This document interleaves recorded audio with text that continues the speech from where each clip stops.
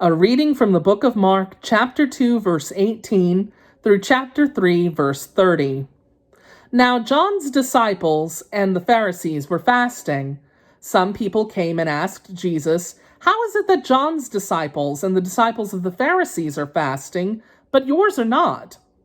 Jesus answered, "How can the guests of the bridegroom fast while he is with them? They cannot so long as they have him with them.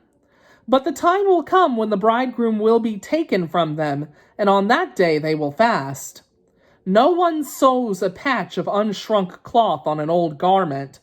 If he does, the new piece will pull away from the old, making the tear worse. And no one pours new wine into old wineskins. If he does, the wine will burst the skins, and both the wine and the wineskins will be ruined.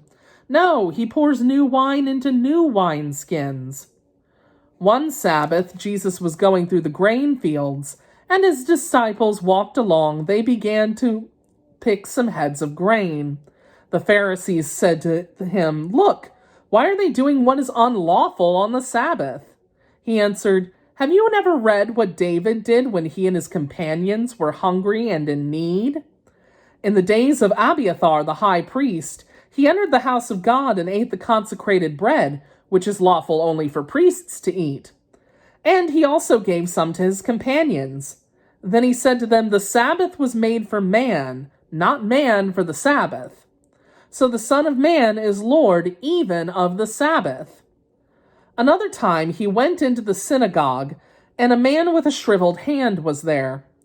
Some of them were looking for a reason to accuse Jesus, so they watched him closely to see if they would heal him on the Sabbath. Jesus said to the man with the shriveled hand, "Stand up in front of everyone." Then Jesus asked them, "Which is lawful on the Sabbath, to do good or to do evil, to save life or to kill?" But they remained silent. He looked around at them in anger and, deeply distressed at their stubborn hearts, said to the man, "Stretch out your hand." He stretched it out, and his hand was completely restored. Then the Pharisees went out and began to plot with the Herodians how they might kill Jesus. Jesus withdrew with his disciples to the lake, and a large crowd from Galilee followed. When they heard all he was doing, many people came to him from Judea, Jerusalem, Idumea, and the regions across the Jordan and around Tyre and Sidon. Because of the crowd, he told his disciples to have a small boat ready for him, to keep the people from crowding him. For he had healed many, so that those with diseases were pushing forward to touch him. Whenever the evil spirits saw him, they fell down before him and cried out, "You are the Son of God!" But he gave them strict orders not to tell who he was. Jesus went up on a mountainside and called to him those he wanted, and they came to him. He anointed 12, designated them apostles, that they might be with him and that he might send them out to preach, and have authority to drive out demons. These are the 12 he appointed: Simon, to whom he gave the name Peter; James, son of Zebedee, and his brother John. To them he gave the name Boanerges, which means sons of thunder; Andrew, Philip, Bartholomew, Matthew, Thomas, James, son of Alphaeus, Thaddeus, Simon the Zealot, and Judas Iscariot, who betrayed him. Then Jesus entered a house, and again a crowd gathered, so that he and his disciples were not even able to eat. When his family heard about this, they went to take charge of him, for they said, "He's out of his mind."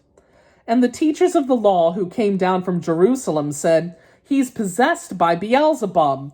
By the prince of demons he is driving out demons." So Jesus called them and spoke to them in parables. "How can Satan drive out Satan? If a kingdom is divided against itself, that kingdom cannot stand. If a house is divided against itself, that house cannot stand. And if Satan opposes himself and is divided, he cannot stand. The end has come. In fact, no one can enter a strong man's house and carry off his possessions unless he first ties up the strong man. Then he can rob his house. I tell you the truth, all the sins and blasphemies of men will be forgiven them. But whoever blasphemes against the Holy Spirit will never be forgiven. He is guilty of an eternal sin. He said this because they were saying he has an evil spirit. The word of the Lord.